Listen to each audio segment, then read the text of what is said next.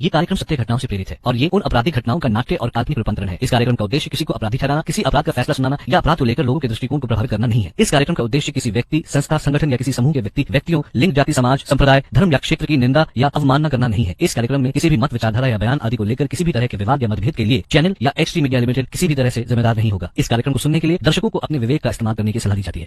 Fever case 104, जुर्म के पीछे की दास्तान। उस रोज जो न देखना था वो मंजर देखा, इंसानियत के सीने में आतंक का खंजर देखा। खुशियों का सहरा तो इंतजार में रह गया जब मां की आंखों ने बेटे का कफन देखा। मैं हूं वीर राठौड़ और मैं ले चलता हूं आपको वहां जहां मुंबई पुलिस कासिद को अस्पताल ले जा रही थी और उधर 4 दूसरे टेररिस्ट ग्रुप्स बेखौफ अपने निशाने की ओर बढ़ रहे थे। इन आतंकियों का अगला निशाना उनके लिए सबसे अहम था, क्योंकि इसकी बर्बादी ही हिंदुस्तान को सबसे ज्यादा चोट पहुंचाने वाली थी। कैफे लियोपोल्ड में 11 हत्याएं करने के बाद आफताब और खालिद ताज होटल के दहलीज पर थे। खालिद भाई, यही है ताज होटल? ओए खुदा कसम, जन्नत है भाईजान, जन्नत है ये तो। अच्छा, नॉर्थ गेट यही है ना? तो पक्का यही है, आप तो बस दाखिल हो जाओ। 26 नवंबर रात 9:30 बजे इधर तीसरी आतंकी जोड़ी नवाज अरशद और जुनैद ने टैक्सी ली और आम टूरिस्ट की तरह ताज के मेन गेट से अंदर दाखिल हुए। उधर ताज के स्विमिंग पूल पर पहुंचते ही आफताब और खालिद ने अंधाधुंध फायरिंग शुरू कर दी।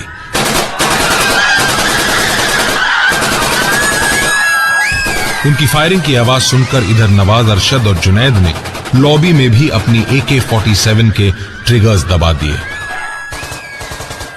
एक साथ 2 जगहों पर फायरिंग होने से हड़कंप भगदड़ मच गई। मुझे ध्यान आया कि पूल साइड से एक डोर है जो ट्रांसफॉर्मर रूम की ओर जाता है और वहां से बाहर मैंने गेस्ट को चिल्लाना शुरू किया, Go from that door, the transformer room. I noticed a huge guy, a foreigner, 6 feet 6 inches tall. He was shot in the arm, was bleeding very badly. एक कपल चीख रहा था, उनका 10 साल का बच्चा उसी समय टॉयलेट गया था। They screamed. I want to get my son back. I want to get my son back. Please do something. Please, please. मैं बहुत डर गया था, but I said don't worry, I will get your son. मैं इसलिए डर गया था कि अगर उसकी आवाज सुनी गई तो वो भी मारी जाएगी। आतंकियों को 30 गैस के छिपने की जगह भी पता चल जाएगी। तो मैं बाहर गया कॉरिडोर में। अचानक कॉरिडोर के एक साइड में मैं था और दूसरी ओर टेररिस्ट। उन्होंने देखते ही फायर किया। मैं चीख के भागने की कोशिश की। उसने मुझ पर हैंड ग्रेनेड फेंका और मैं चीखता हुआ साइड में जंप किया। एक और मिनट की देरी होती तो आई वाज डेड। इधर जब पाकिस्तान में बैठे हुए हैंडलर्स को मुंबई की खबरें मिलनी शुरू हुई तो उन्होंने आतंकियों को इंस्ट्रक्शंस देने शुरू कर दिए। कहने कि आप जो है अपना काम करो, इंशाल्लाह पूरे मुंबई में तबाही मचेगी। 260 बंदे जख्मी हुए हैं। खौफ का माहौल बनाया है आप लोगों ने। परेशानी की कोई बात नहीं है। और जो कमरा खोला है ना, हाँ जी, अच्छा उसमें से ना कुछ गड्ढे कालीन इकट्ठा करके आग लगा दो, समझे? आग देखने से लोग घबरा जाएंगे और कुछ ग्रेनेड फेंक दो। हाँ समझे मेरे भाई?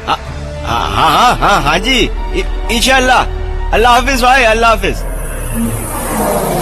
इस दौरान आतंकियों की चौथी जोड़ी असदुल्ला और रहमान ट्राइडेंट होटल की ओर बढ़े। They were spraying bullets, throwing grenades at whoever they saw. We were terrified because we had no phone, no TV. We heard gunfire, we saw smoke. There were Germans, Chinese, South African men.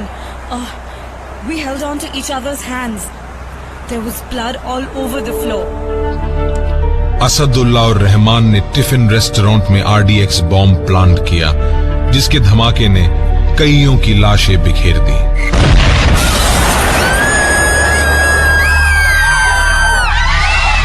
उधर Kandahar restaurant में भी दहशत का ऐसा ही खेल चल रहा था। मैं उसी वक्त लॉबी में पहुंचा था। फायरिंग सुनकर मैंने चिल्लाना शुरू किया, Guys, run! Please get out of here! Please go! सभी लोगों ने सर्विस डोर की ओर भागना शुरू किया। कुछ लोग किचन की ओर भाग रहे थे, तो कुछ वहीं झुककर अपनी जान बचा रहे थे। कुछ लोग बुलेट्स फायरिंग के बीच गिरते हुए दिख रहे थे। एक आदमी घायल पड़ा था। मैंने बोतल से उसे पानी पिलाया। हाँ भाई सुन रहे हैं आप? हाँ, आप ना चिंता ना करें, चिंता की कोई गाल नहीं है। बस एक बात ध्यान रखना, कोई बचना नहीं चाहिए। मैं अपने हस्बैंड का बर्थडे सेलिब्रेट करने के लिए अपने इन-लॉज और फैमिली के साथ ताज होटल में थी। जब हमला हुआ तो होटल स्टाफ ने हमें सेफ जगह पर पहुंचा दिया। Come this way, please come this way, fast. हम सेफली बाहर निकलने ही वाले थे कि they started firing at us. उस मोमेंट में हम बिखर गए। मेरी फैमिली सेफ निकल गई, पर हस्बैंड और इन-लॉज अंदर ही रह गए। हम किसी तरह जान बचाकर भागे, क्योंकि मुझे पता था कि एक मोमेंट की देर और सब खत्म। बाहर आके मैं सिक्योरिटी पर्सनल्स पे चिल्लाई, please, my husband and in-laws are inside, save them please. I lost my husband, lost my in-laws, sister is battling for her life, please save them. इधर ताज और ट्राइडेंट में आतंकी हमला जारी था, जबकि उधर आतंकियों की 5वीं टीम अमजद और हुसैन कुलाबा के घने इलाके के नरिमन हाउस में घुसने की तैयारी में थे, जो जूइश ऑर्गेनाइजेशन की खबाद हाउस नाम की 5 मंजिला इमारत थी, जिसमें घुसते ही उन्होंने वहां के जूइश रेजिडेंट्स को हॉस्टेज बना लिया। इसके पीछे उनका इरादा था इजराइल के साथ अच्छे होते रिश्तों को खराब करना। 8 हॉस्टेजेस में गोल्डबर्ग, उनकी वाइफ रिवका, 2 साल का बेटा मिखाइल और आया सैंड्रा थी। मैं किचन में थी। I came running and one of them shot at me. सुने आप मेरी बात सुने। हाँ जब तक आपके पास वो बंदे हैं ना, हाँ जी भाई, तो पुलिस आपके ऊपर फायर नहीं कर सकती। जी समझ रहे हैं आप? हाँ जी, समझा भाई। अगर आपके ऊपर कोई मुश्किल हालात आए तो फिर हाँ, उनको जो है ना गोली मार दो आप। जी बिल्कुल, समझे भाई? जी समझा भाई।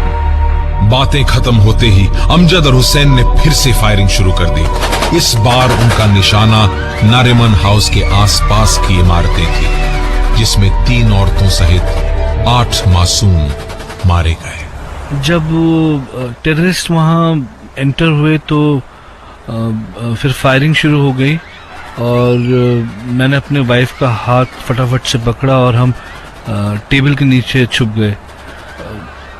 लेकिन हम जल्दी ही खड़े हो गए फिर से, क्योंकि हमको अपने बच्चों की मतलब टेंशन थी उस वक्त। और मैंने उनसे कहा, सब चुप रहो सब, वो लोग लॉबी में हैं। तभी हमने फिर से कुछ और गन शॉट सुने और तभी उनमें से एक जना आया दौड़ के और उसने एक ग्रेनेड फेंका हमारे पास। इधर मुंबई से स्पेशल फोर्सेस के लिए फोन जाते ही दिल्ली हाई अलर्ट पर आ गई।